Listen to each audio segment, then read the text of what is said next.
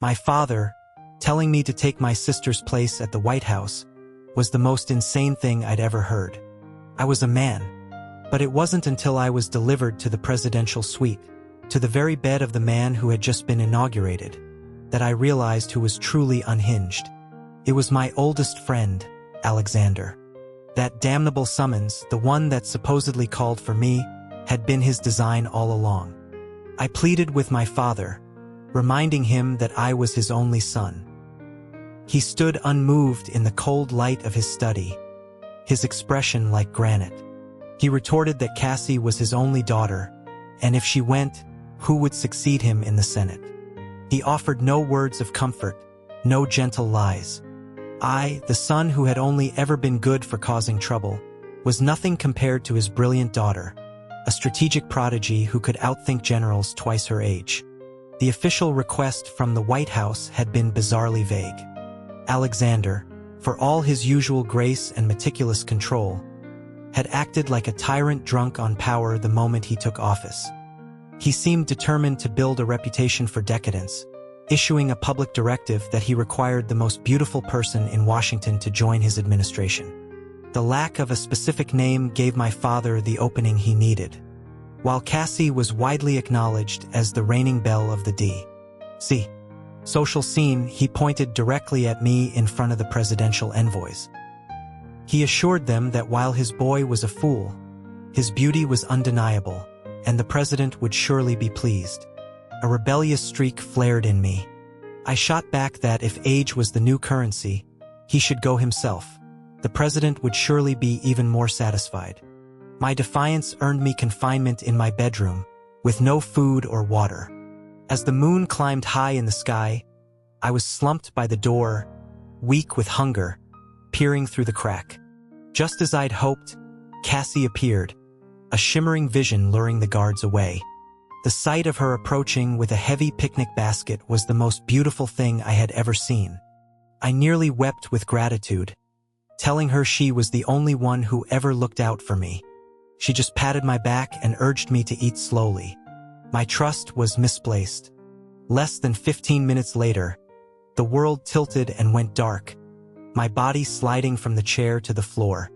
All those years of kinship, a bond one thought was unbreakable, had been a lie. Betraying me was one thing, but to do it on an empty stomach felt like a special kind of cruelty. When I woke again, I was disoriented, wrapped in layers of opulent bedding bearing the presidential seal. The air was warm, smelling of sandalwood from a nearby diffuser. The soft, deliberate sound of footsteps approached, each one landing like a drumbeat against my racing heart. I forced my head up, my eyes meeting the gentle gaze of the new president. He asked if I was awake. All my strength had vanished. I tried to speak, but only a few helpless sounds escaped my lips. The lamplight seemed to brighten, and in the heated silence, I heard a distinct swallow. My own heart leaped into my throat as I cast a mortified glance down at myself. Any normal man would have been put off by my disheveled, sweat-drenched state, but Alexander's lips were pressed into a thin, restrained line. He looked like a man fighting a losing battle with himself. I had to make him understand, to tell him who I was, but as I tried to form the words, his long fingers tilted my chin up. A warm liquid was pressed against my lips. I was too weak to resist, and some of it trickled down my throat. My mind raced with panic, fearing it was some kind of drug. The thought gave me a surge of adrenaline, and I bit down hard on the soft flesh of his lip. Alexander hissed softly and pulled back, but a faint smile played on his mouth. He told me it was an antidote and that I shouldn't hurt myself. He unwrapped me from the heavy comforter as if peeling an egg. A hot blush spread across my entire body. I was wearing nothing but a pair of silk boxers and a thin, translucent robe. My father, my sister, they had abandoned all sense of decency. As the strange tension in the room thickened, I found my voice. I told Alexander to look closely, that I wasn't Cassie, I was Julian. He showed no surprise at all. Instead, he simply pulled me into his arms, his hands cupping my face, kneading my cheeks gently. I clamped my lips shut and tried to resist, but I had no strength to break free. He murmured for me not to bite so hard, that it would hurt him to see me injured. The feigned concern was nauseating. I demanded to know what the summons meant, reminding him that he knew Cassie was in love with Professor Gideon. A flicker of sorrow crossed Alexander's face. He admitted quietly that he just wanted to see what would happen. I accused him of coercion, of behavior unbecoming of his office. He let out a cold laugh, saying that if being a gentleman meant losing what he loved, he would rather be a villain. He was going to fight. I scoffed at his words, telling him that love was about letting go. He retorted with a sneer, asking if I meant he should be like me, letting go to bless the union of Cassie and Gideon. He added that he wasn't blind. He knew I had feelings for Gideon, too. The accusation struck a nerve, and a bitter taste filled my mouth. I was speechless for a moment before I managed a retort. I pointed out that, for all his fighting, he had still miscalculated. By now, Gideon was probably already at my family's estate, moving in. We had both lost our chance completely. As I spoke, two pale fingers gripped my chin, forcing my gaze upward into his dark, unreadable eyes. It was then that I began to understand that the kind, gentle boy I grew up with was gone, replaced by this formidable man. If my own sister, who had always doted on me, could betray me, what did a decade of friendship mean to him? Alexander toyed with the sash of my robe, his voice a low whisper. He told me that while I might be out of chances, he wasn't so sure about his own. His eyes, half-lidded, traced a path down my body, a look so intense it felt like a physical touch. A shiver ran down my spine. I asked what he meant, if he intended to pursue a married woman, questioning his shamelessness. He stiffened at the mention of my sister and let me go, rubbing his temples as if fighting a headache. He sighed, calling me hopelessly, painfully dense. We sat in silence for a long time. A pair of tall, decorative candles on the dresser had burned down more than halfway, the wax sputtering occasionally. I didn't argue with his insult. I was dense. Otherwise, I wouldn't have been so easily sacrificed by my own father. Feeling a bit of strength return to my limbs, I asked if there was any more of the antidote. The dose he'd given me hadn't cleared the fog from my body completely. Alexander's dark eyes narrowed. Dressed in a deep crimson smoking jacket, he looked impossibly handsome, exuding an intimidating aura that I imagined most women would find irresistible. A shame my sister didn't, and a shame that I didn't either. His eyes seemed to glitter with a new, eager light. When he asked if I wanted more, I turned away, uncomfortable, and muttered that I did, as much as possible. I was talking about the antidote. I don't think he was. In the next second, he seized my wrist and pushed me back onto the mattress. His large frame loomed over me, a solid wall that seemed to steal all the air from my lungs. A warm pressure met my lips, a slow, meticulous exploration that deepened until I gasped. I pushed against him, managing to cry out for him to let me go, that I could drink it myself. My lips tingled, feeling raw and swollen. I wondered if he was part dog. He sat up and handed me a porcelain cup with a look of perfect innocence. I glanced inside. It was bone dry. I was supposed to drink what exactly? A surge of angry energy coursed through me, my strength finally returning in full. I snatched the comforter, wrapped it around myself, and scrambled to the far corner of the massive bed. I warned him not to be so desperate. While I might look like my sister, I was a man, a fact he knew perfectly well. I dared him to charge my father with treason for deceiving the president, but to leave me out of his madness. It was always like this. Back when we were in school, whenever he saw Cassie fawning over Professor Gideon, I was the one who paid the price. When she gave Gideon an embroidered handkerchief, Alex would pout until he'd guilt my family's signet ring out of me. When she baked cookies for Gideon, Alex would stare mournfully at my lunchbox until I gave him my share. Once, when we caught her stealing a kiss from the napping professor, I had merely looked on for a second too long. An enraged Alex had dragged me into an empty classroom and pinned me against a desk. The memory still made the back of my neck ache. Now, Cassie was marrying the professor, and I had once again been sent to take her place. But anything more than that, he could forget it. A man's honor was still honor. I braced myself for an explosion of presidential fury. Instead, Alex just sat on the edge of the bed, watching me with an amused smile. He asked what deception my family was guilty of, adding that he always knew it was me they were sending. The confession broke the last of my composure. I grabbed a heavy velvet pillow and hurled it at his head, my voice cracking as I yelled. I called him insane, asking if everything Professor Gideon taught him about ethics and decency had been completely forgotten. I reminded him of our history, of how I had been his only friend when no one else would come near him. Who was it that secretly celebrated his birthday with him and got punished by his father for it? Who spent their entire year's allowance on the best firewood to send to his cold rooms during that terrible winter, just so he wouldn't freeze? I had treated him so well, and this was how he repaid me. He knew I was being set up, and not only did he fail to help, he encouraged it. I thought of him as a brother, and he wanted to. I couldn't even finish the thought. I don't know which of my accusations hit its mark, but his smile vanished. He turned his face, a chillingly pleasant expression replacing it. He agreed, musing that he could never compare to the noble, upstanding Professor Gideon, the man who had me so completely captivated. He told me it was my own bad luck for saving such an ungrateful monster. A cold dread washed over me, but my blood was still boiling. I continued to curse him, unleashing every foul word I could think of.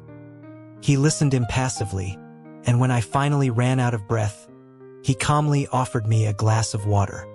The moment I reached for it, he stood, walked to the wall, and with a flick of his wrist, extinguished all the lights in the room, save for the 2 dying candles by the bed. I was momentarily confused by his intention to leave. He paused, asking if I couldn't bear to see him go. I spat a curse at him, which he chose to ignore. He sighed dramatically, remarking on how I couldn't stand to be apart from him for a single moment. Then, with a theatrical gesture, his fingers twitched again. The candles flickered and died. I backed away until my shoulders hit the cold wall, wishing I could phase right through it. In the gloom, I heard the rustle of fabric. A sliver of moonlight caught the curve of his fingers as he beckoned. His voice was a seductive, terrifying whisper. "Come here, my love." When I woke from the nightmare, the sky was just beginning to pale. The space beside me in the bed was empty, but the sheets were still warm. He couldn't have gone far. A voice from below the bed said my name. Alex emerged, rubbing his lower back and looking up at me with a wounded expression, complaining that I used to be so affectionate, and now I wouldn't even let him touch me. I scoffed at his audacity. It was him in my dream. The details were too humiliating to speak aloud. He had tied my hands and feet to the bedposts, and I had screamed myself hoarse, but he wouldn't stop. In reality, though, for all his bluster, all Alex had dared to do was pull me into his arms and hold me while I slept. He knew from long experience that when pushed too far, I fought back with no regard for my own safety. When we were boys and he was bullied, I was the one who kicked and bit and pulled hair.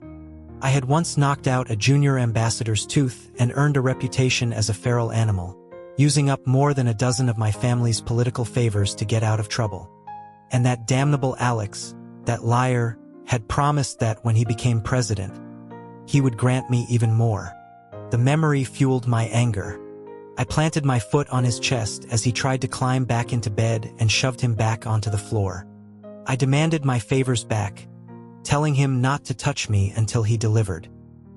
He hit the carpet with a soft thud and looked up, a strange gleam in his eye. He asked if giving me the favors meant he could touch me whenever he wanted. That was not what I meant. He started counting on his fingers. Deceiving the president, a felony. Insulting the president, a felony. Assaulting the president, a felony. Kicking the president out of bed, a felony. Denying the president a kiss, a felony. Hurting the president's feelings, a felony. He looked at me, tallying it all up, and declared that I now owed him 30 presidential pardons. The absurdity of it made my head spin. I demanded to know since when the last few items were capital crimes. He gave me a lazy, arrogant smile, the very image of a corrupt tyrant, and asked if he couldn't just create new laws. The look on his face was so infuriating that I kicked him again. That was the third time that morning. I had finally provoked him. He caught my fourth kick, his grip firm but not painful around my ankle, and pulled me back onto the bed. He told me that for old time's sake, he would give me a choice. First, I could voluntarily become his first spouse. Second, he could have me charged with treason, but since the penalty could be commuted, he would sentence me to become his first spouse. The logic was so circular it made my head spin.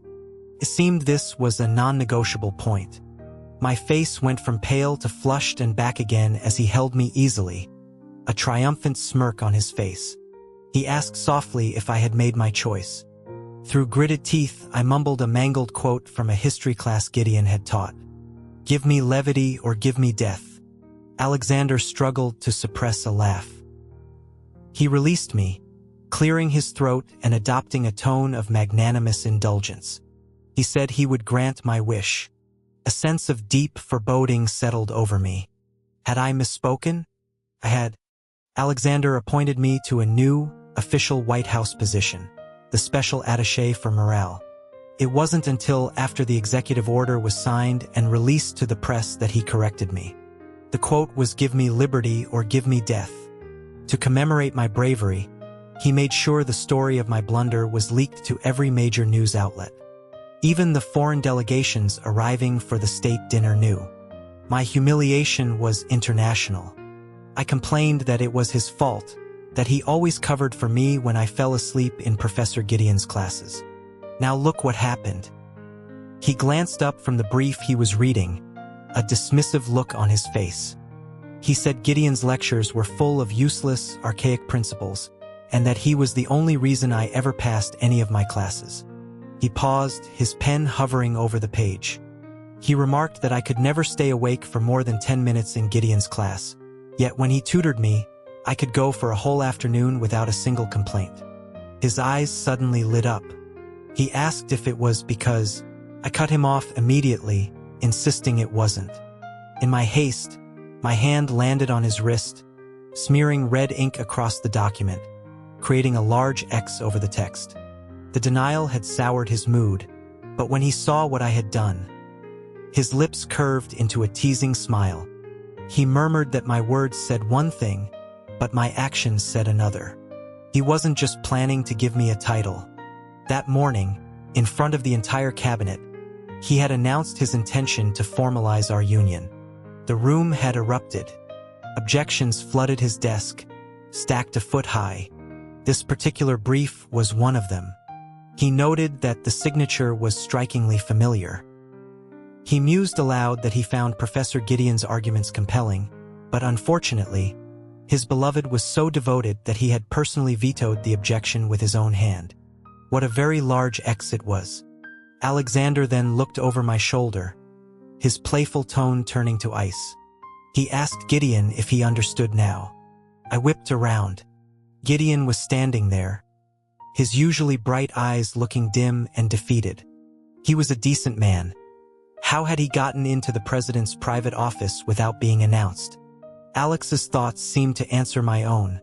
A silent, smug communication between us that he had let him in specifically to witness our affection.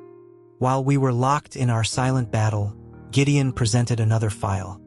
Alexander glanced at it, and his expression, which had softened slightly, became hard as frost. Before he could react, Gideon excused himself, claiming a sudden illness. Alexander's voice was low and dangerous as he called out my full name, a sign of his fury. He warned me not to even think about following. I hesitated for only a second before I ran out the door, leaving his rage behind me. If he was going to use me as a stand-in for my sister, why should I care about his feelings? Let him be angry. Gideon seemed to know I would follow. He led me through a series of winding garden paths to a secluded fountain surrounded by ancient oaks. He spoke in his calm, gentle voice, asking if I hadn't yet clarified things with the president. I shook my head. Gideon sighed, reminding me that now that he and Cassie were married, using him as an excuse was probably no longer a viable option. I knew what he meant. The day I found out Alex was in love with Cassie, I hadn't been able to hide my devastation. The scene had been eerily similar to this one. I was hiding in the woods just outside the grounds of a political retreat, drinking cheap whiskey and counting pebbles by a stream. I hadn't been there long before a disheveled Alex found me. He was usually so quiet, but that night he wouldn't stop talking. Annoyed and emboldened by the alcohol, I told him I was nursing a broken heart and to leave me alone. When I looked up again, he was gone. All that remained were two small figures, fashioned from pebbles, holding hands by the water's edge. Even the rocks came in pairs. I was so miserable I kicked them, lost my balance, and tumbled into the stream. By the time Alex returned with a warm blanket and a thermos of hot chocolate, Gideon was helping me out of the water. I was shivering and drunk, leaning heavily on him, my mind a complete blur of misery. I kept asking him why the person I loved didn't love me back. A dull thud on the grass pulled me back to reality for a second. I saw Alex frozen a few feet away, a faint, hopeful smile dying on his lips. The thermos lay on the ground, its contents staining the grass. The comforting warmth he had brought was stolen by the cold night air. He walked toward me, his face a mask of stone. He raised his hand, but only to gently drape the blanket over my shaking shoulders. Then he turned and walked away without a word. Gideon asked if I was going after him. I heard my own voice, thin and trembling, say there was no point. Alex would have to marry some senator's daughter eventually. If not Cassie, it would be someone else. It would never be me. How could I have known it would actually be me? Gideon's final words before he left destroyed any lingering hope I had. I paced the presidential residence like a caged animal, unable to comprehend how things had spiraled so far. Alex was dead set on making me his official spouse. At the morning meeting, when a senior advisor threatened to resign in protest, Alex had calmly pulled a letter opener from his desk, sliced off the cuff of his own expensive shirt, and thrown it at the man's feet. The advisor was so shocked he nearly fainted. Alex then announced that for every objection raised, he would perform a similar act of cutting the ties at every public briefing, and that the White House tailors should be prepared.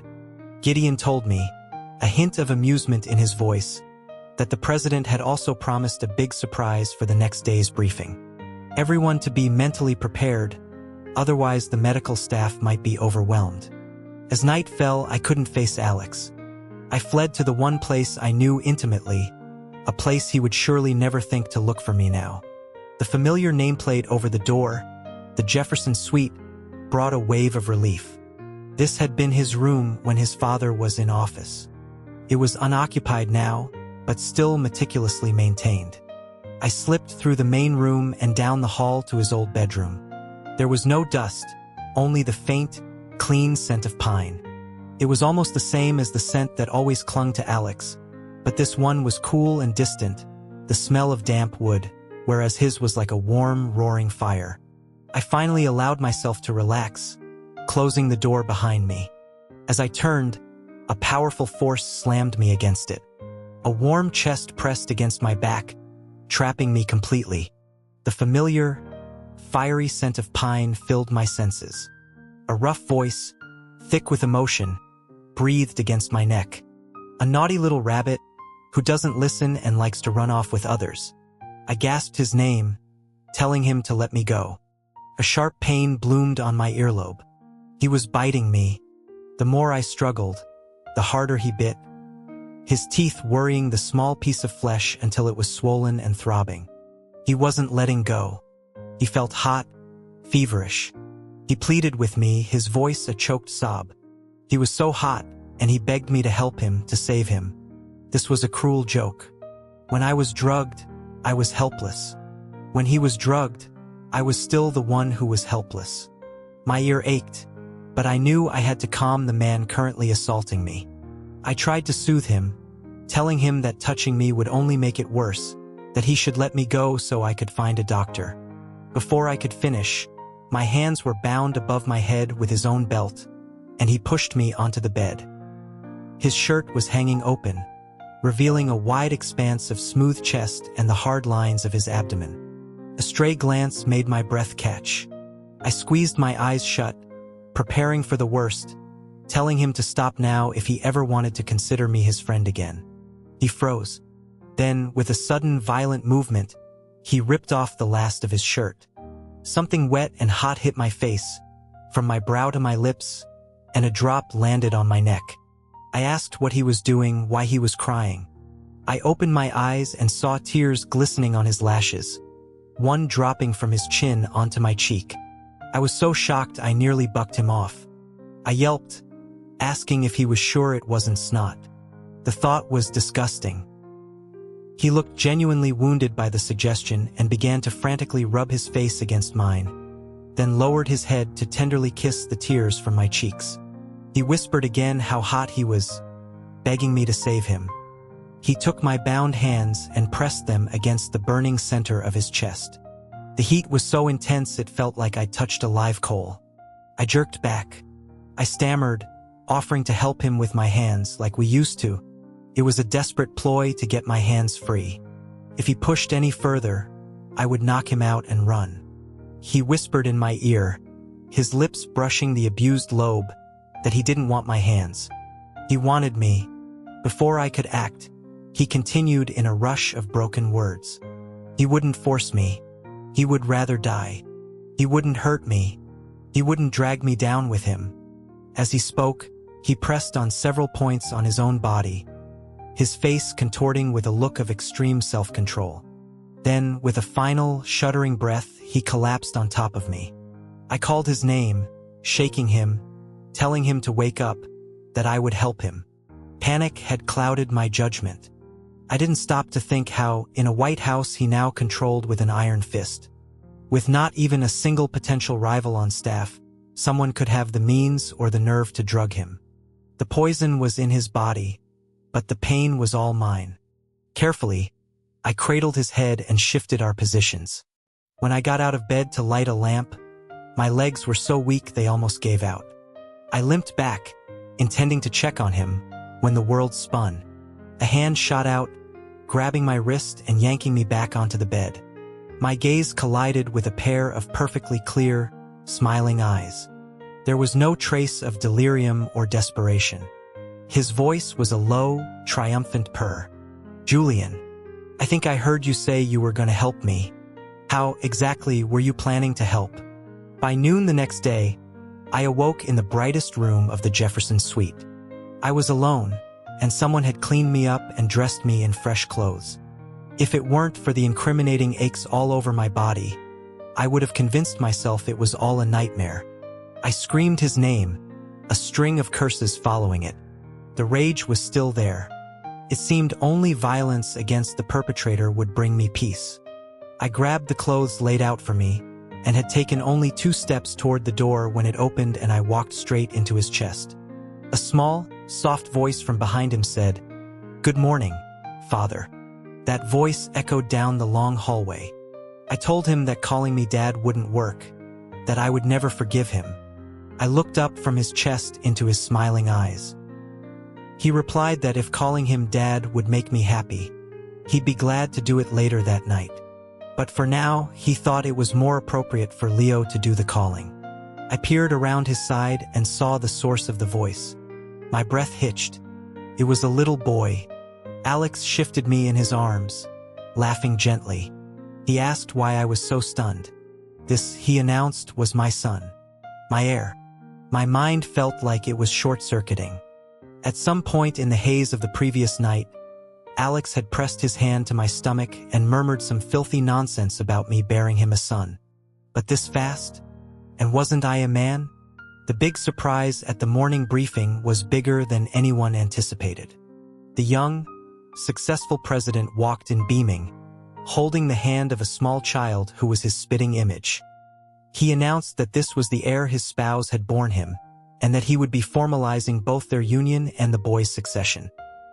He then asked the stunned room if there were any objections, his tone pleasant, but his smile not reaching his eyes. The main argument against our union had always been the impossibility of producing an heir. Alex, never one for rules, had simply conjured one. An old, trembling senator dared to ask how the spouse could possibly have produced a child of that age. Alex just smiled and patted the man's shoulder, telling him he was simply behind the times, though he did appreciate the correct use of his title. He then spun a ludicrous tale about a dream, a mystical bluebird delivering a baby in a basket, a reward from on high for his great service to the country. He woke up, he claimed, and there the child was, sleeping peacefully between us. It was fate. Before he even finished, someone in the back started applauding, shouting that it was a sign of divine approval. A chorus of congratulations followed. The old senator's face turned purple, but he couldn't get another word out. I slammed my hand on the table in the private study later, accusing him of lying. He hadn't slept at all last night, so there was no dream. A small hand gently touched my own, which was stinging from the impact. A tiny voice promised to make it better. The child, wherever Alex had found him, was criminally adorable. I fought the urge to hug him, forcing my face into a stern mask. I told the boy I wasn't his father. The child's eyes welled up, and he looked back and forth between me and Alex, utterly confused. I ignored him, turning my glare on Alex, demanding to know which poor girl's life he had ruined to produce this child. The question was laced with a bitterness I hadn't realized I felt. Alex's face paled. He swore that there had never been anyone but me. Seeing my continued stony silence, he relented, admitting that the boy was from a distant branch of his own family, specially chosen. The casualness of his confession infuriated me. He had just taken a child on a whim. He shook his head, his expression turning desperate. It wasn't a whim. He took my hand, his gaze intense, saying this was a path he had been paving for a long time, just waiting for me to walk it with him. He explained that Leo's mother had died in childbirth, and his father had a dozen other children and couldn't care less about him. If I agreed to raise him, he would be the nation's heir, respected and safe. No one would ever dare to bully him again. My heart began to beat erratically, a frantic, trapped thing fighting against my ribs, screaming at me to say yes, to keep the boy. But to agree would be to accept his proposal. I asked what would happen if I refused. Alexander's voice dropped. Then he would have to be sent back to fend for himself. I clenched my fists, feigning indifference. I said it had nothing to do with me. He raised an eyebrow, a flicker of a challenge in his eyes. He said, "Is that so?" and took the boy's hand to lead him from the room. The moment before they crossed the threshold, I couldn't pretend anymore. I rushed forward and grabbed the sleeve of Alex's jacket, whispering for them to stay. It wasn't my fault I was weak. The boy, with his big, dark, tear-filled eyes, looked exactly like a young Alex at the academy selection, staring at me with such pitiful hope. That selection had been different. Usually, the powerful scions chose their companions. That year, the companions chose them. I had been delayed on my way, caught in some elaborate prank. When I finally arrived, every young candidate had a companion by their side, except for one. Little Alex, standing alone in a corner, his dark eyes fixed on me. Whispers told me everyone had deliberately avoided him. He was considered bad luck, blamed for his mother's death. His father, the president, detested him but kept him in line for succession out of duty to his late wife. A friend tried to steer me away, suggesting other, better options. I remembered then, Alex had been old enough for the selection 2 years prior. I had been playing hooky that day and missed it, earning a stern lecture from my father. I asked my friend why he needed another companion. The last one couldn't handle the constant bullying that came with being associated with him and had quit. As I absorbed this, I saw Alex's expression darken from across the room. I ignored my friend's protests, crossed the crowded floor, and took Alex's small, cold hand. I asked him if I could be his companion. His quiet eyes flickered, and he whispered a tiny, hesitant yes. I gave him a wide grin, trying to look braver than I felt, and told him not to worry. I was tough.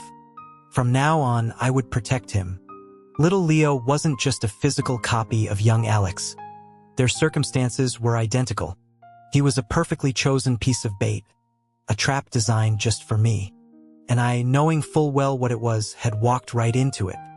Leo, oblivious to my inner turmoil, was just happy to stay, calling me father over and over again. The word echoed in my mind, melting into the sound of Alex's voice, whispering my name through all the years, Julian. Just when I thought the drama was finally settling, a new crisis erupted. My sister, Cassie, was to be appointed as the commanding general of the Northern Command, a strategic military position of immense importance. A woman leading the military was as unprecedented as a man becoming the first spouse. The political establishment went into an uproar. Politicians threatened to resign, old generals threatened to mutiny. In the midst of the chaos, the young president made another decree. The next day, a national strategic competition was announced. It was open to all. 6 categories, 36 challenges, from tactical simulations to marksmanship and strategic planning. Anyone could challenge Cassie in their chosen field. For 2 weeks, no one came close to beating her. Of course, I tried too. I ended up with a bruised face and was carried off the field by a disguised Alexander. Cassie was damn good. I just wanted a little revenge for her drugging me. I didn't think she'd rearrange my face for it. By that point, even I, in my denseness, understood. My father was getting older. The country needed a new, unassailable military leader, a new icon. My own fighting skills were those of a brawler, useful on the front lines but lacking the sweeping, strategic vision of a true commander. The original plan became clear. I was supposed to go to the White House under Cassie's name while she, pretending to be me, went north. The summons had come too fast, forcing my father to improvise and send me as myself. And Alex, by accepting me, was paving the way for Cassie to step into the light under her own name, to become the icon she was meant to be. As Alex carried me from the field, the pain in my face mirrored a deeper ache in my heart. I wanted to go north, too, but I couldn't beat her. It was an old story. The family rule, a dying wish from our mother, was that only one of them could ever be on the front lines at a time. She didn't want both her children walking a razor's edge. So Cassie always made bets with me, and she always won. She won the right to go on tactical missions with our father, to participate in war games, to enter competitions under my name. This time, she wanted me to take her place in the White House. Before I left the arena, I took the microphone and set the record straight, giving her CR for every victory, every accolade that had been mistakenly given to me over the years. A weight I hadn't even realized I was carrying lifted from my shoulders. The final challenger was Gideon. He chose strategy, a complex war game. It was like watching 2 grandmasters play chess. In the end, Cassie won by a single brilliant move. My bruises had mostly faded. I was watching the final press conference from a cafe across the street, finding the spectacle fascinating even if I didn't understand the technicalities. Alex, sitting beside me, squeezed my hand impatiently, asking what was so interesting. I pointed out that he had been staring just as intently. He denied it, claiming he was only looking at me in the reflection of the window. I was about to call him out on the cheesy line when my eyes caught on the crimson bead of the earring Cassie was wearing. My gaze snapped back to the man beside me. He had given me a pair just like it years ago. I accused him of having a talent for charming, beautiful women. His eyes followed my gaze to the earring, and his hand tightened on mine. He asked me why I had given it to her. He had given it to me. If I didn't like it, I could have thrown it away. Why give it to someone else? The ride back was tense. I sat huddled in the corner of the town car, my lips still tingling from the angry, possessive kiss he had forced on me before we left. He had calmed down now, and his voice was laced with frustration. He asked if all these years I had really thought he mistook me for Cassie when he gave me the earring, that I had let him believe I rejected him because of a misunderstanding. I didn't understand why he was the one acting aggrieved. He was the one who was always confused. It seemed perfectly logical that he had mistaken me for her that time, too. Of course, I would give the gift to its intended recipient. It was at the annual political retreat years ago. Cassie had won another one of our bets, so she got to participate in the day's events while I had to mingle with the other political daughters, sipping tea. The challenge had been an underwater contest. My one true advantage over her was my ability to hold my breath, but she had overpowered me before we even got to that part. So I found myself in a dress, hiding in a corner, trying to act demure. That year, the tradition was for the young women to present flowers to the men upon their return. Cassie had given me a small bouquet of blue wildflowers she'd picked, telling me they were for Gideon, and that I had to give them to him before anyone else did. As dusk fell, the men began to return. When I saw Gideon, I looked past him, searching for Cassie and for Alex. Neither had returned, and a knot of worry tightened in my stomach. The moment Gideon appeared, another girl started to rise. Panicked, I rushed forward, clumsily pinning the flowers to his lapel. To avoid being recognized, I feigned shyness and ran back toward my family's tent. Before I could reach it, an arm snaked around my waist, pulling me into the shadows. I started to cry out, then remembered I was supposed to be Cassie and clamped my mouth shut. It was Alex. His face was cold as he held out his clenched fist and opened it. Nestled in his palm was a pair of crimson coral earrings. They were beautiful. I was mesmerized. Before I knew it, he had taken one and slipped it onto my left ear. I froze. My ears weren't both pierced. I had gotten the left one done on a whim, wanting to be like Cassie, but had been too afraid of the pain to do the second. I always hid it with my hair. As he reached for my right ear, I instinctively covered it and pushed him away. In that moment, seeing him offer the earrings to the person he thought was my sister, I wished so desperately that he knew it was me, that they were for me. But he had made a mistake, and I couldn't let him discover it. I must have pushed him harder than I intended. He stumbled back, a look of profound hurt on his face. He said he saw me give the flowers to Gideon. His voice was thick with emotion.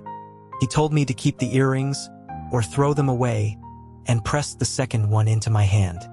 I couldn't speak, couldn't look at him, fighting back the burn of tears.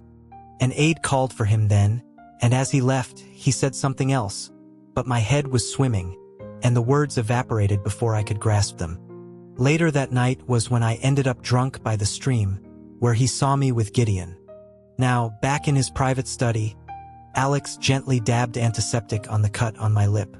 The smell seemed to trigger the memory for him, too. He said he had been so angry when he saw me with Gideon's flowers. He'd gone back to his tent, but he couldn't rest. He sent one of his security details to follow me, and they reported I was drinking by the river. His touch became a little rougher, and I flinched. It didn't really hurt, but the truth was finally starting to surface, and I felt vulnerable and raw. He immediately softened his touch, his voice low and regretful. He said he was so worried he had run out without even grabbing a proper coat. His expression was open and soft, the old Alex peeking through.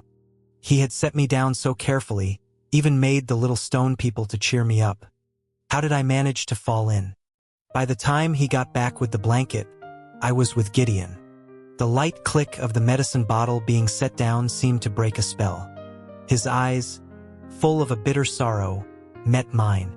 He said I told him that I loved him. A wave of guilt washed over me. I grabbed his cold hand, forgetting my injuries, and tried to explain that I had meant to say it to him. But that night, I had somehow mistaken Gideon for him. My brain suddenly caught on a detail. The flowers. The wildflowers Cassie had picked. I pulled Alex toward the library behind his study. My legs, still sore, gave out, and I stumbled back into his arms. He seemed to understand, scooping me up and carrying me through the winding corridors. I never liked to read, but I loved books on obscure plants and strange myths. His library was full of them, collected over the years just for me. He had once traded a priceless painting meant for his father's birthday to a collector for a rare botanical manuscript I wanted. He'd gotten in terrible trouble for it, forced to kneel outside in the snow. I had knelt with him, joking that one snowman was lonely, but two were a party. We were let back in quickly, thanks to my father's influence. And I spent the rest of the night huddled in his warm bed, listening to him read to me in his clear, steady voice. I knew that flower was in one of those books.